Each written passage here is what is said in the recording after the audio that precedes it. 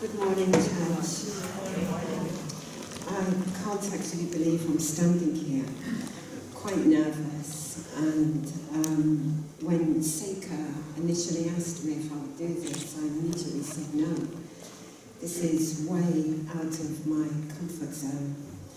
But then when I went away and I thought about it, I thought that God has blessed me so much, and the one thing He asks me to do that is out of my comfort zone, I say no. So here I am.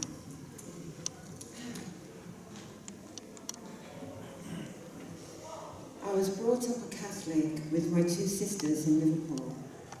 My parents were wealthy and wanted us to have a good education, so they paid for us to go to a convent school in Liverpool. I was used to the nuns as my auntie was a nun, and we were always going to the convent to visit her. My mum used to take my sisters and I to church every Sunday and confession on a Saturday. It was a routine that went on throughout the time that I lived at home. Later on in my life, I met and married the father of my two children. He wasn't a Catholic and didn't go to church, but was happy to attend with the children and I. We moved out of Liverpool to Newmarket, and a few years later we moved to Wokingham. I found the Catholic Church in Wokingham and I went there with my family. After the service I introduced myself and my family to the priest. All the time I was talking to the priest, he was looking around, and I felt he wasn't listening or wasn't even interested. My husband said that he wasn't going to go back there again, and none of us did. For my children, they never went back to church again. Not long after we moved to Wokingham, I got a job as a nurse at the Royal Berkshire Hospital. And on the same day, there was another new nurse that also started, a French girl called Catherine. At the time, she was Catherine Roboyson. I'm sure you know her. She's now Catherine Varkia. We became best friends and worked together and spent our lunchtimes and break times talking about God and religion. Catherine was an Adventist. I'd never heard of Adventism before then, and she would tell me all about her church. I would go home and tell my husband everything that Catherine had said. He was intrigued and wanted to see Catherine's church. He wanted to see what it would be like. I didn't feel the same. I felt guilty that I should be loyal to my own church. Anyway, my husband and I went to Newbold Church for the first time with Catherine. I couldn't help but feel bad that I shouldn't be there. But my husband loved it and believed that they had it right. And he wanted to start going to Newbold. I still wasn't sure. It wasn't my church, and the service went on for what seemed like a long time, and it was on Saturday. I decided to go back to the Catholic Church in Wokingham, and to my surprise, my eyes were wide opened.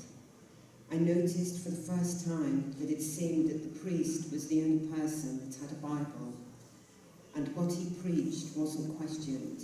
He was right, and that was that. I never went back to the Catholic Church again.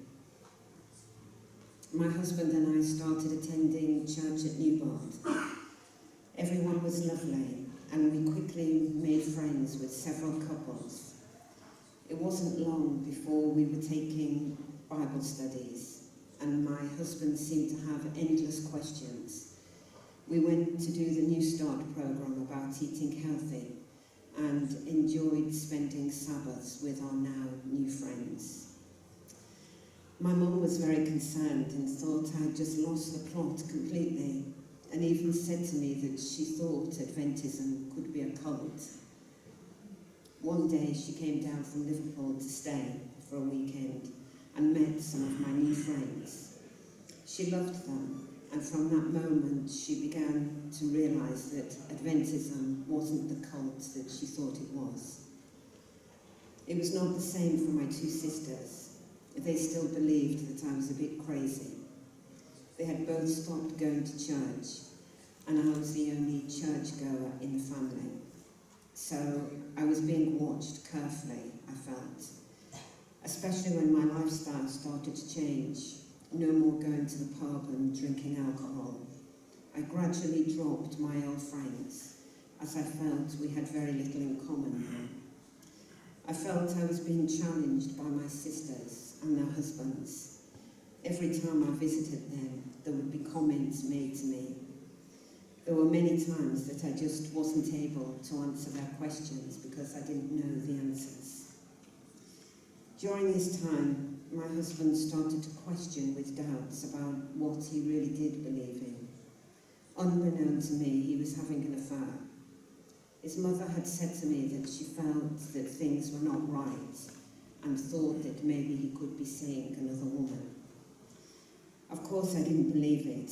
I didn't believe that he would ever do such a thing. Eventually, it was tragic to discover for myself, through a dramatic turn of events, that my husband had betrayed my trust and went behind my back to have an affair with another woman and later married her. I struggled in more ways than one to provide for my 2 teenagers. I worked full-time, but it just wasn't enough. I needed more money to make it all work. On my days off, I would work extra hours. The stress of all of it made me ill. I didn't know what to do.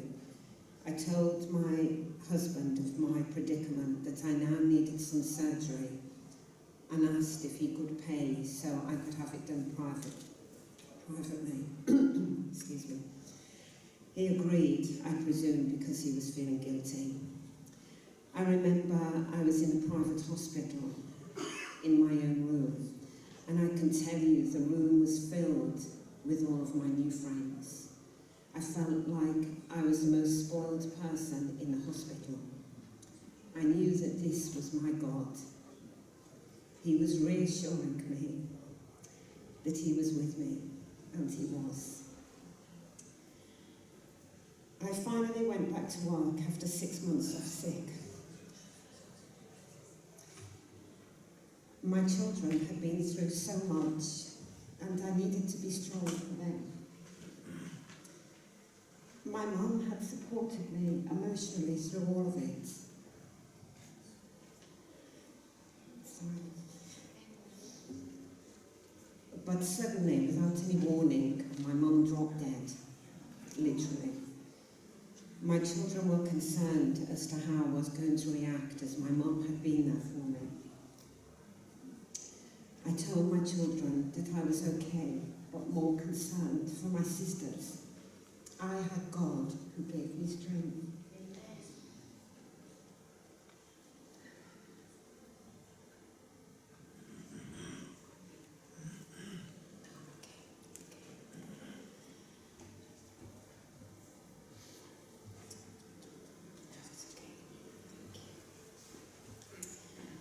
I knew that my sisters didn't have the support that I had. They fell apart. So much so that at my mum's funeral, it was me that gave the speech and not them. Less than 12 months after that, sorry, I've practiced this so many times. It's fine. Less than 12 months after, my dad died too. My children could see in me the strength that was from God. As time went by, they would come to me and ask me to pray for them or the situation they were in. It was such a blessing for me to hear my children ask me to pray for them. I never preached to them about God, but always hoped that they would see God in my heart.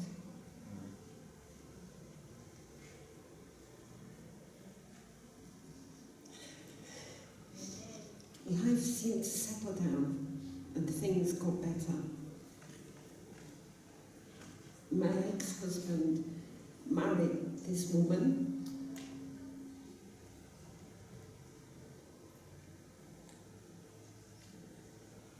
2 years ago, my daughter got married in Italy, and everyone was going to stay there for a week.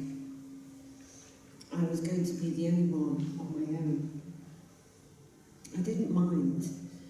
I think my children were more concerned for me that I would have to entertain my ex-husband and his wife for a week. At the wedding breakfast, I sat at the table with my 2 sisters and their husbands. One of them turned to me and said, "Cheryl, how do you do it?"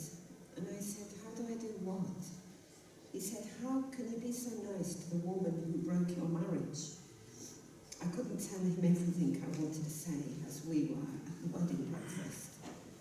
But it was by the grace of God that I was able to forgive what had happened. Up to this day,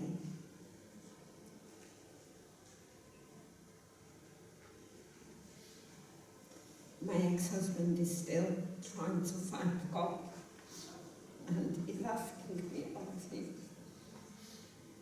Sorry. As I reflect on what has happened, I see very clearly how God has been there for me throughout the ordeal. Thank you.